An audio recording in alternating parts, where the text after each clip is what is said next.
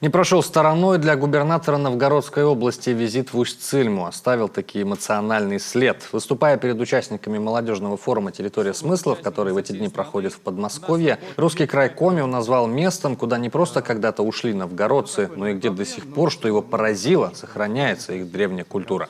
Потомки древних новгородцев, они и сохранились на русском севере. И есть несколько поселений, например, в Коми, Усть-Цильма, в Якутии, Русское Устье, где люди говорят на новгородском диалекте, люди сохраняют те традиции, которых нет даже в Новгороде. Через образование, я думаю, что новгородцы будут сейчас помогать русскому северу. Летом 2018 года, напомню, в рамках экспедиции «Земляки» делегация во главе с губернатором Никитиным совершила автопробег из Великого Новгорода в Усть-Цильму. 5 веков назад такой же путь проделали новгородцы к берегам Печоры. Современные гости посетили местечко Старое Дворище, известное тем, что здесь изначально селились новгородцы под руководством Ивашки Ластки.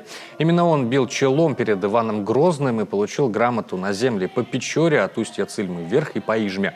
Говоря проще, стал первым владельцем этих земель, а уже с 17 века Усть-Цильма и округа активно пополнялись старообрядцами из Великого Новгорода. Такая вот у нас богатая история.